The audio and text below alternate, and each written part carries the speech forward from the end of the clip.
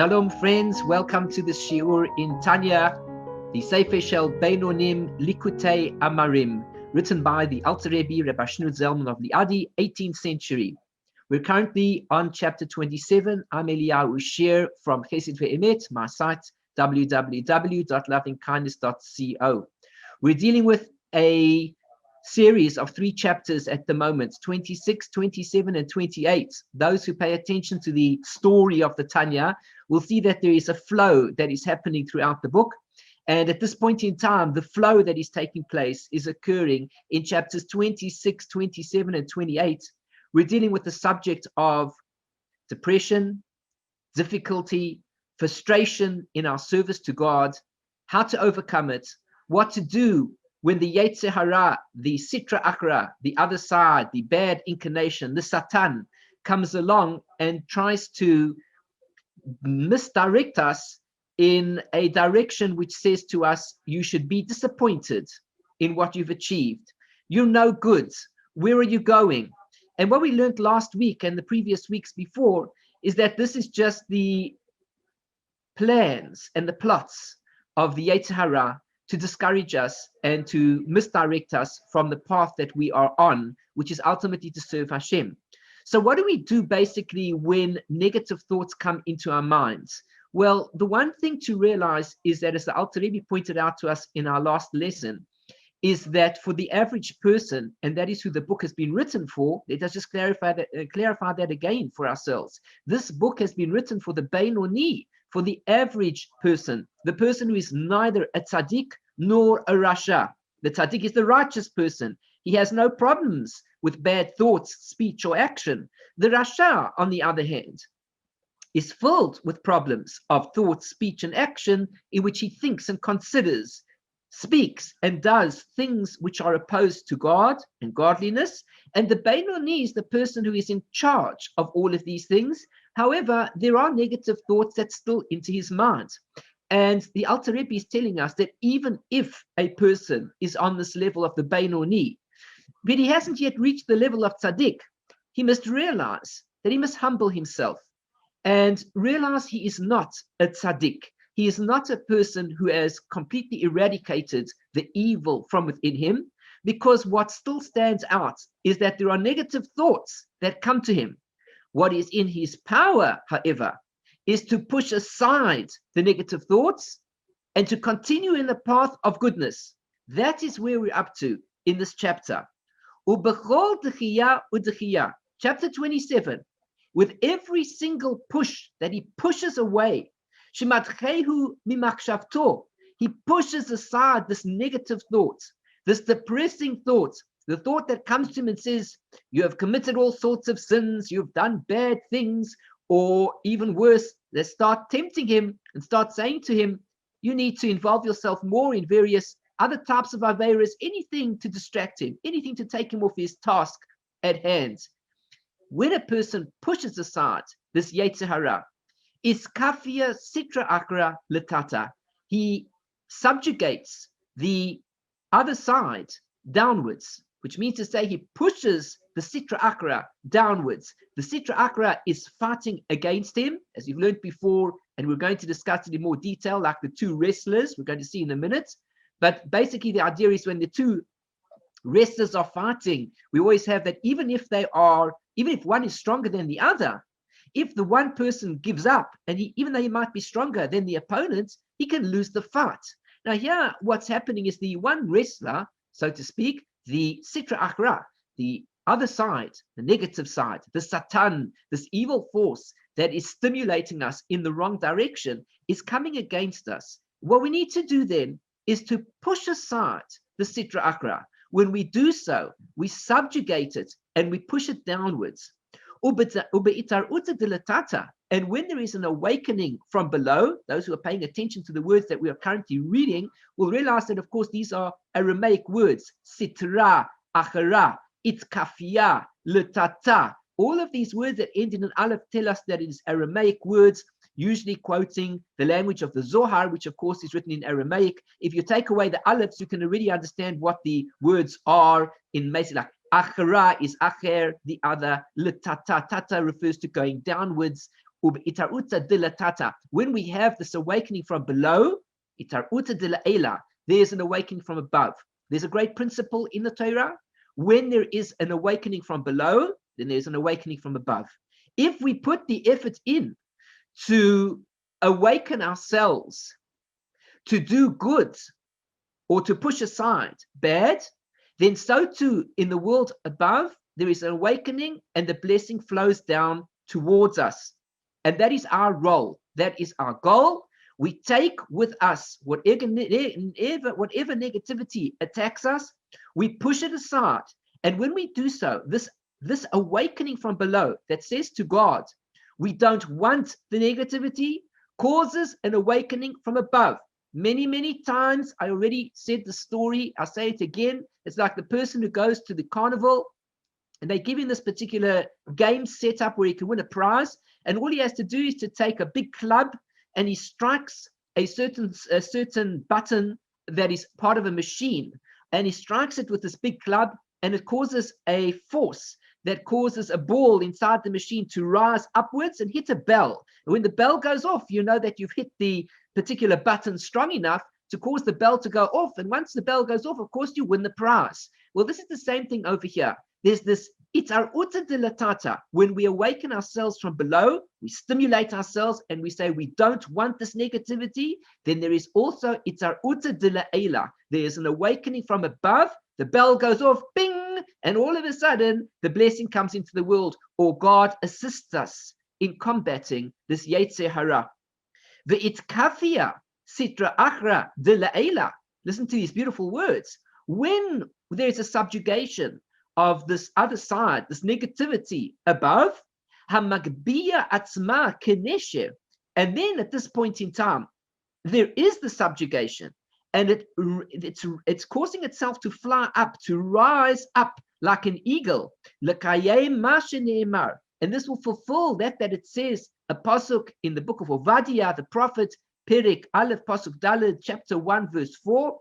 Im tagbia kenesher, if the Yetzer Hara is going up like an eagle, misham oridecha, then I will bring you down, Ne'um Hashem, says Hashem, which means to say, if it gets too arrogant, God will knock the Yetzer Hara down, and it will not have the ability to have its effect on us like it's trying to do. Parshas Truma, and as it is discussed in Parshas Truma, with great excitement, it's with great amount of effort. It says over there in the Zohar, "Begoidel nachas ruach lefanav." The great amount of pleasure, nachas ruach, we've discussed this word many times before. Those people who are listening into the shiur know a little bit of Yiddish or a bit of Hebrew, of course, know that the word nachas is a word that is not translatable. We are just giving it a translation to make it understandable. Nachas is a very beautiful feeling that we're able to give to somebody else. It's loosely translated as pleasure.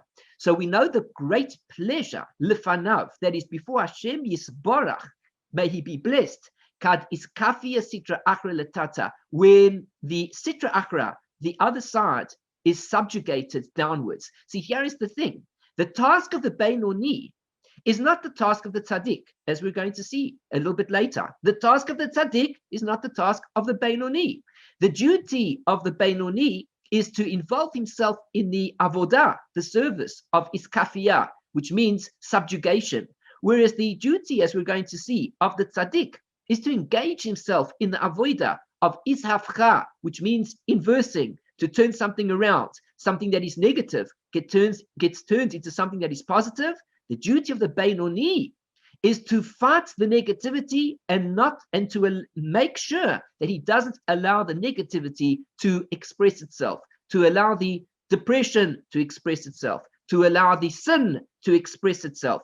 That is the duty of the Beinoni.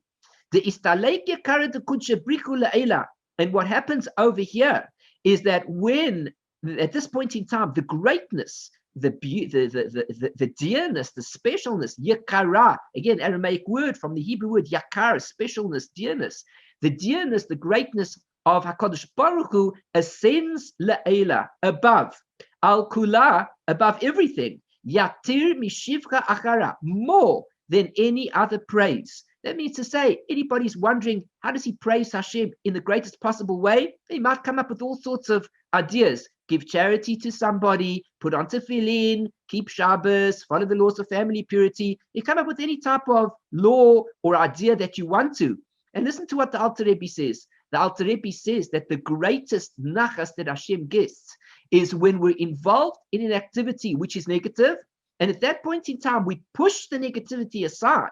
And at that point in time, when we fight that battle of the Yetzer Hara, and we subjugate that negativity that is there to destroy us, this is what gives Hashem the greatest nachas ruach, the greatest pleasure.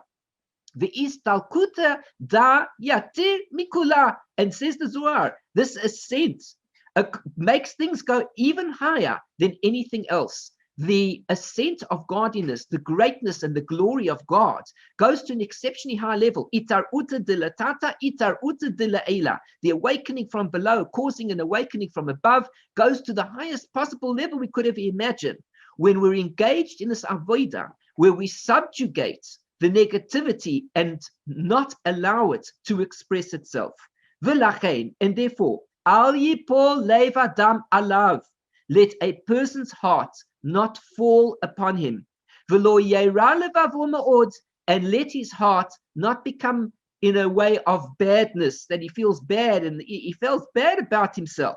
Gam im yeh kein kol yamav b'milchama zo, even if it will be for him all of his days engaged in this war.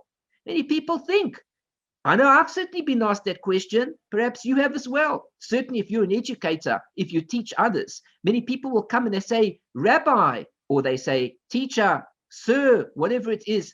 I have a problem in my life. I can never seem to get out of it. I've always got these negative thoughts. I'm always thinking terrible things. I must be a terrible person. What's the matter with me? How can I stop myself from thinking these things? The Alter Rebbe says, sometimes you can't. Because sometimes gam im yeh kain kol yamav b'milchama zo, even if it will be that a person is engaged in this war all the days of his life. Ki ulai lekach nivra v'zos avodato. Because maybe this is what you were created for, says the Alter Rebbe. And this is the person's service. The person's service. What does Hashem want? Many people say, what does Hashem want from me?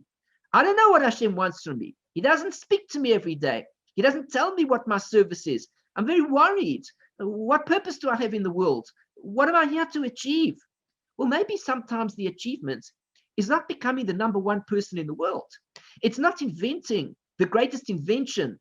That's not our duty necessarily. Or to change the whole world, meaning that we have such control on everybody, that our impact will change the entire world and we'll see it and we'll become the wealthiest person in the world, the most popular, the most honored person in the world. Perhaps the service is to engage in the war against the Yetzer Hara and to constantly subjugate the evil, subjugate the negativity, subjugate the depression. Itkafiya, the Sitra Achra tamid.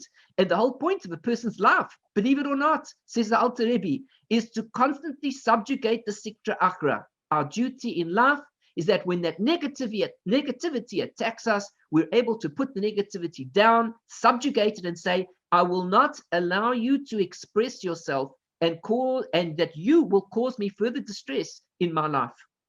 V'al zeh omar Iyov, and about this, that man Job said, everybody knows the story, that what happened to this man. He was a good guy. He was very wealthy. He had everything going for him. And the Satan came along and accused and said to God, you know why this fellow is so happy all the time? God says, he says to the Satan, did you ever see such a person in the world like my friend Job over there? He loves me and he does good things and etc.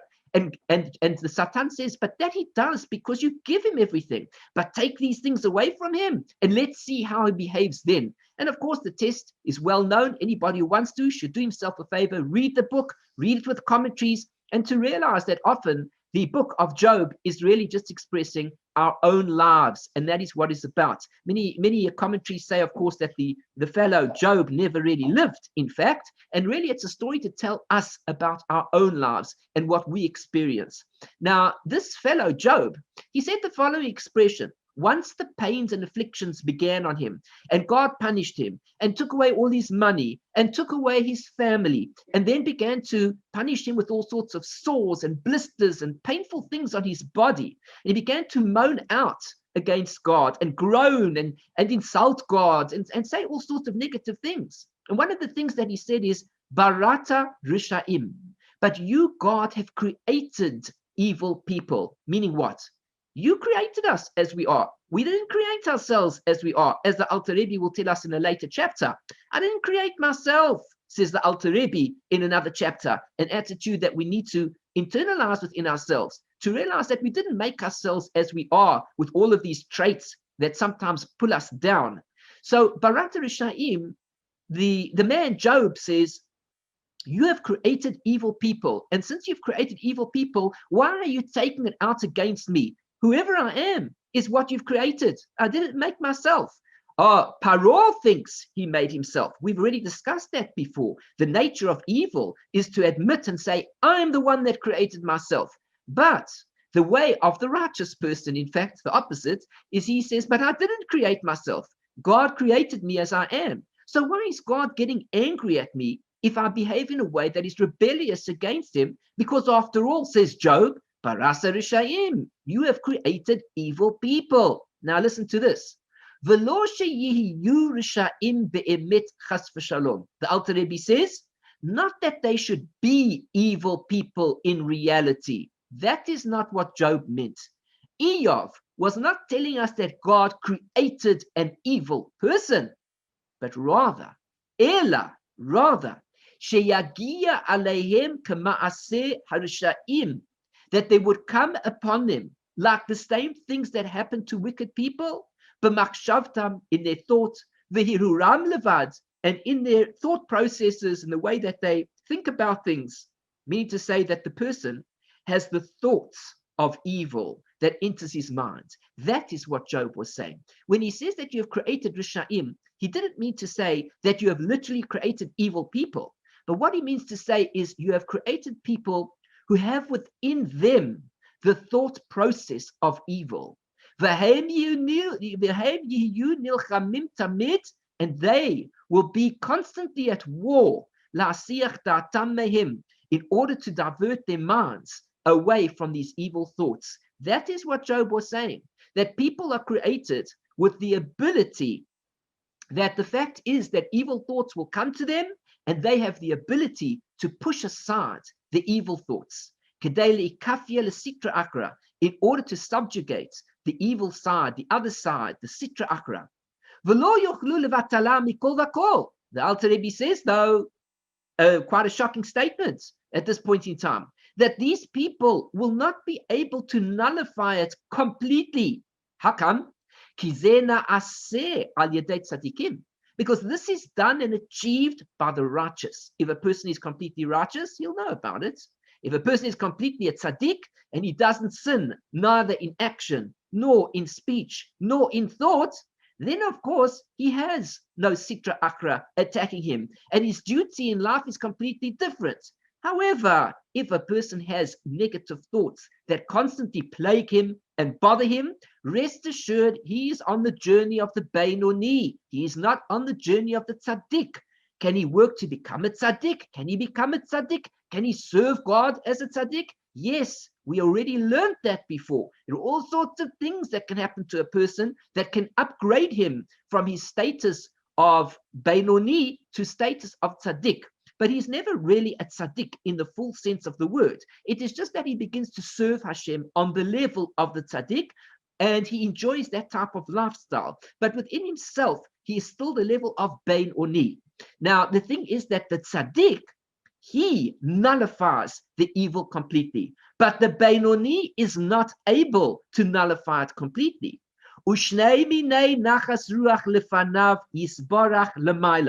And there are two types of pleasure in front of God. May he be blessed above. God has two types of nachas ruach. Parents don't always receive the same pleasure from children in the same way. Some children give parents pleasure in one way. Other children give the same parents pleasure in another way. God receives his pleasure from those that he has created in this world in two different ways. Echad, one way, mi bitul hasitra achra legamre. God receives pleasure from us when there is a nullification of the Sitra Achra completely. That means to say that there is no longer any evil whatsoever. Once the evil is gone, God says, thank you for achieving that goal of removing the evil out of all creation completely. The ishafka mamariro lemitzka umechashocha lenahera. And again, these Aramaic words, and a person converts the bitterness into sweetness and from darkness into light. Al yedei tzadikim, through the righteous individuals in this world. Those who study the Zohar will know, as I always quote this Zohar, it's always on my tongue, page 4, side A, 4A. It doesn't matter which edition you have, you can look it up. You'll see the numbers appear also in the original format, even in the more modern edition of the Zohar, which consists of ordinary page numbers, the Matok Midrash, for example, and other such editions. Now, what happens here is the Zohar asks, who of you is converting darkness into light, says the Zohar. And the Zohar is talking about the tzaddik. The tzaddik is the unique person who on a constant day-to-day basis takes the darkness and he turns it into light. Let's give an example of that on a simple level. A simple level is a Torah scholar who engages in the study of Torah night like he does in the day, converts darkness into light. When he is up at Chatzot and he begins to do the Tikul Chatzot, and he stays awake all the time until the early hours of the morning, and then he davens nates, puts on his tefillin, and so on and so forth, he literally converts the darkness of the evening into light, because as he engages in the study of Torah, he turns darkness into light. He turns the nighttime into daytime. And of course, wherever there is evil, where a person sees the evil, if he's able to turn it into good, he is on the level of the tzaddik. What does this mean exactly? It means imagine trying to see an aspect of evil that exists in the world, and then with whatever means you can turn the evil that you see into something good. It takes a very rare and special person to know how to do this. We're going to see more about that later on. Stay tuned. So the first thing is the service of the tzaddik. And what is the service of the tzaddik? Itkafiya, which means to convert something over. He turns it around. He nullifies the Sitra Achra completely, and he turns bitterness into sweetness, darkness into light. V'hashenis, the second level, kad Itkafiya hasitra Achra be'oda betukfa ugevurasa. This is when the second level is when there's a subjugation of the Sitra Achra while it is still in its strength and in its power. That means to say, the Sitra Achra attacks a person and says, you're going to do this particular Aveira.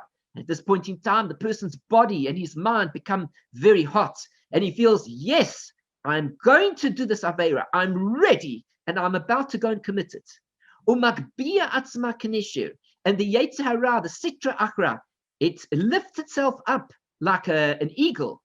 Umisham morida Hashem bitarud dilatata. And from there, Hashem descends, he makes it, he puts it down with an awakening from below, al yedei ha-beinonim, through the beinonim. The duty of the Beinoni, the middleman, to whom this book has been written exclusively, Sefer Shel Beinonim, the book of the average men, the average persons, people in this world.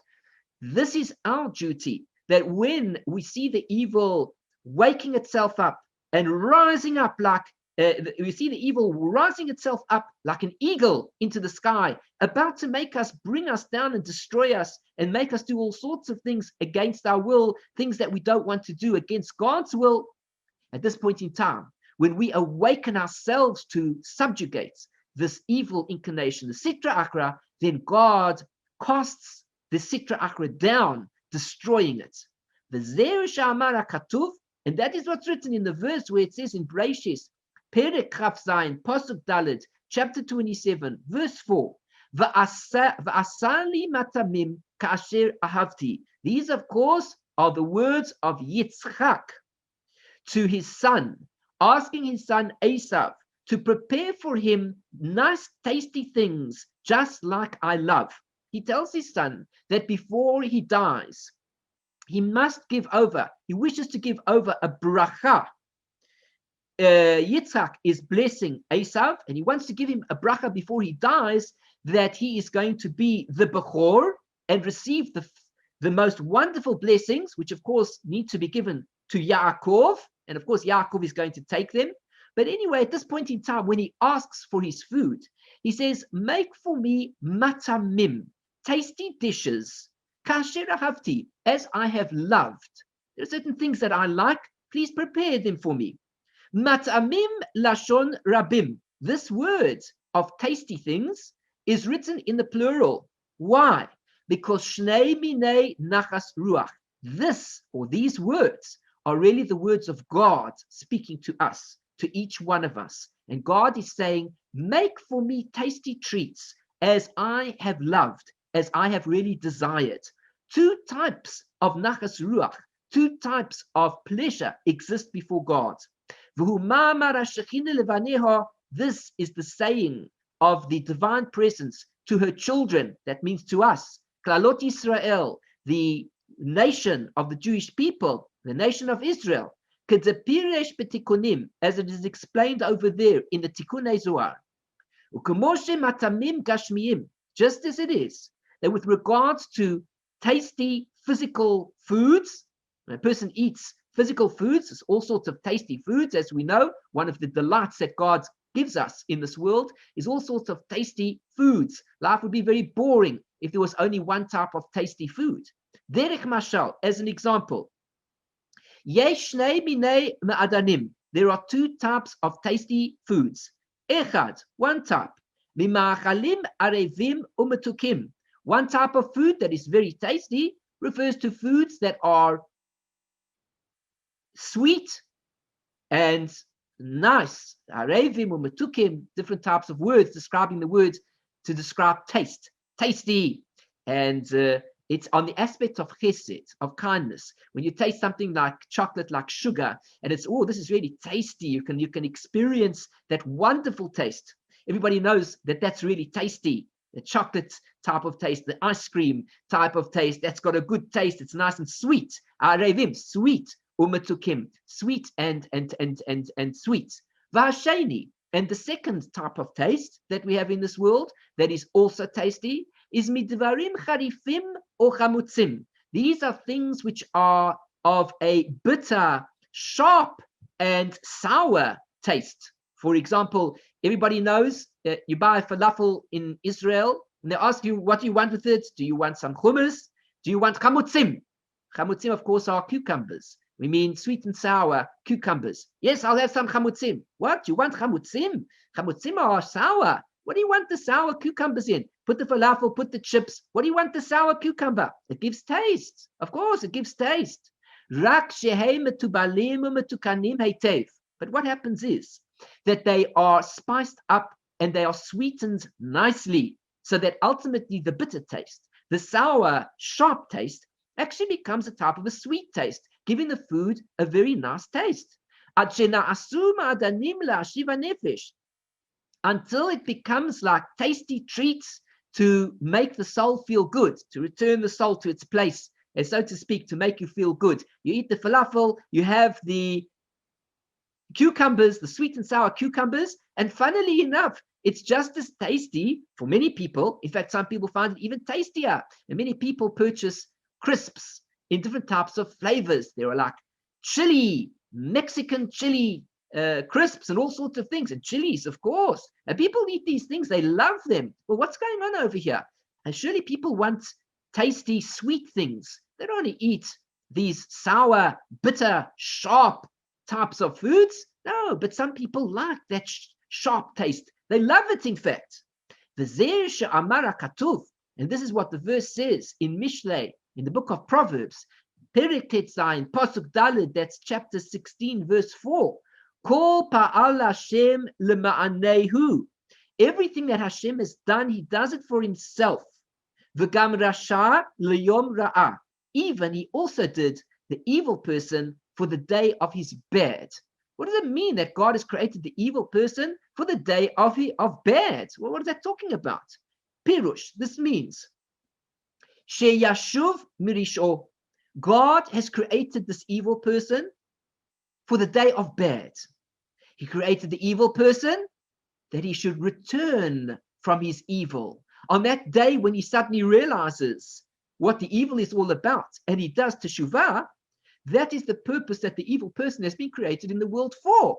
The evil person hasn't been created in the world because he's going to necessarily be the next Tzaddik Hador, the Gadol Hador, the giant of the generation. Instead, his duty in life is, unfortunately for him, the duty of the sour food, or the bitter food, or the sharp food. The duty of the tzaddik, chesed, kindness. He deals with tasty things, with sweet things that are tasty to the tongue.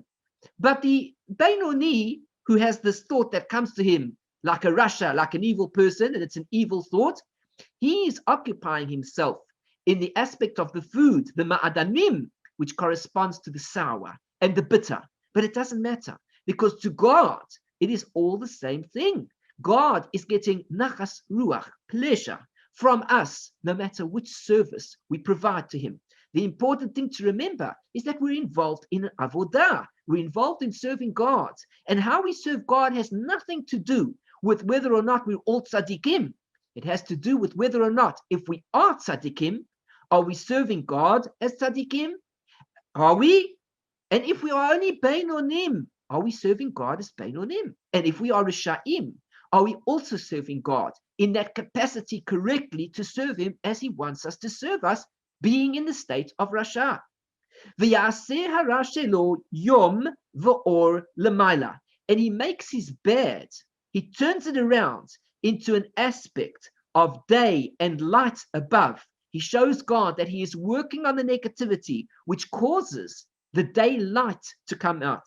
Kad Itkafiya Sitra Achra, when it happens that the Sitra Achra is subjugated, the Istaleki Kara de Kunshebriku La'ela, and the specialness, the dearness of HaKadosh Baruch Hu, and the specialness of HaKadosh Baruch Hu ascends upwards. V'lo od, not only this, ela, but rather, afilu b'dvarim hamutarim legamre. Even when we speak about things that are totally permissible. Here, of course, the Alter Rebbe is taking us on a journey. He's telling us that while it is that there are negative things that we need to overcome, and one might think that all of the positive things are okay, and I don't need to work on it, the Alter Rebbe says that even with regards to positive things, there are things that we need to work on. What is that? Afilu b'davarim hamutarim legamre. Even things that are completely permissible. Kol ma she'adam zoveach yitzro, everything that a person slaughters his inclination for, afilu sha'akala, even if he does it for just a small moment, just for a moment in time, he subjugates himself, or miskavein, and he intends le'ikafiya le'sitra akra, that he is going to subjugate the Sitra Achra at that point in time, Shebechalala Smali, and the Sitra Achra, which is in the left ventricle, the left side of the heart, as we discussed in the beginning of the Shiurim in Tanya. Kagon, here's an example of what could happen to a person. Shechofetz le'echol, he wants to eat, he's hungry, uma'acher seudaso, and he delays his meal, ad la'achar sha'a, until another hour, or pachot, or less. What's happening to this fellow is that he felt hungry at 8 o'clock in the morning. He's going to have himself a super breakfast. He's going to be having a roll, cereal, milk, yogurt, banana, another fruit, something. Oh, he's eggs, and he's going to put some everything on. It's going to be a tasty dish. He's ready to eat. And at 8 o'clock, his Yetzer Hara is pushing him. Come on, get the eggs made already. Make sure the bread is in the oven. We need it to be nice and warm. Yes, certainly. Is the cereal out? Is the milk fresh? Everything is prepared. He says, I'm going for it. And he's about to eat. And he says to himself, I will not eat now. Instead, I will push off my meal which is totally permissible. I may eat everything that is in front of me. It is all kosher. I will make a blessing before. I will make a blessing afterwards. I will do the benching, the birkat hamazon. I'll do everything as I should.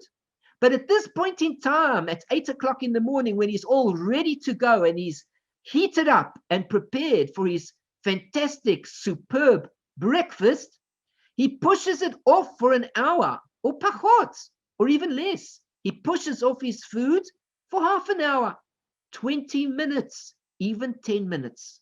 V'osek b'Torah b'ota sha'ah. And instead of doing that, he occupies himself in the study of Torah at that time period. As it is written in the Gemara, it says over there, Sha'a Revi'it, that the fourth hour, according to the Gemara there are different sources where this Gemara comes from. Ma'achal kol adam. What does this mean exactly? Also can be subject to interpretation, but the basic idea is in the fourth hour is the time of eating for everybody. According to this Gemara, depends exactly when you start the timing. If the timing starts at 6 o'clock in the morning, according to the Gemara, it would be 10 o'clock, which of course we know is not 100% correct because most people are going to be eating at 8 o'clock. Therefore, what it means 6 o'clock, maybe it meant from Neit Sachama, maybe it went from Alot HaShachar. When it means the fourth hour, it's really talking about the hour of number 3, which is actually the fourth hour, etc., etc. We're not going into the full discussion. But the fourth hour is the time that the average person eats. Sha'a shishis, but in the 6th hour, ma'akal talmid chachamim.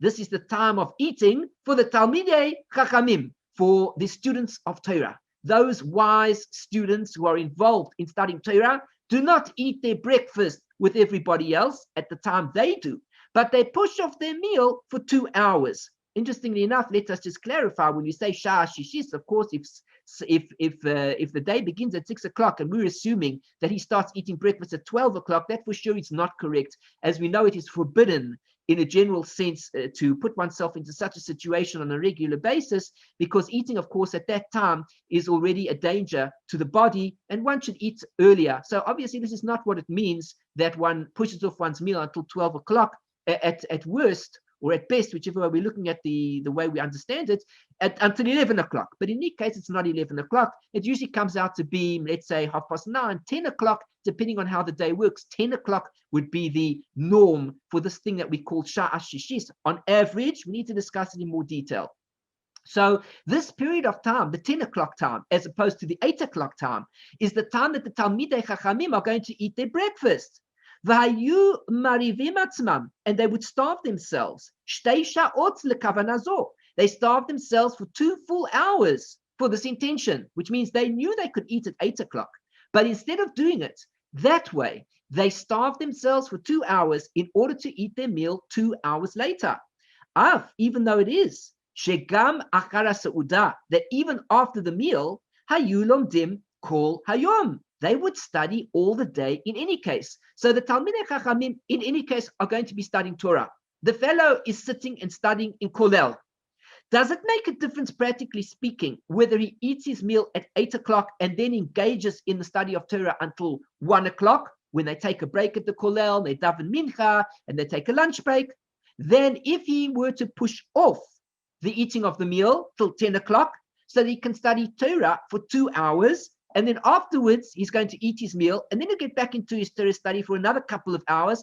In any case, he's going to study the same Torah. He's involved in Torah study all day long. So what difference does it make?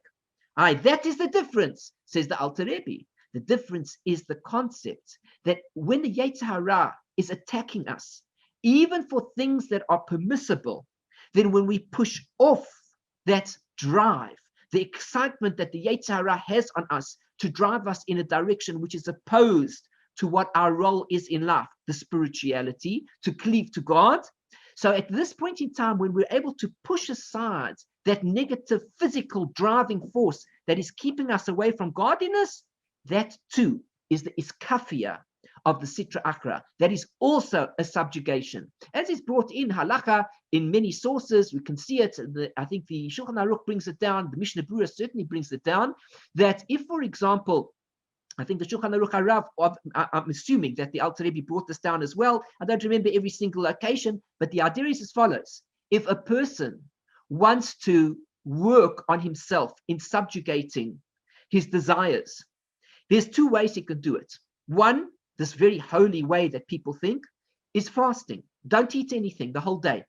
But there's another way for those of us who can't fast, but we want to engage in the same avodah. What do?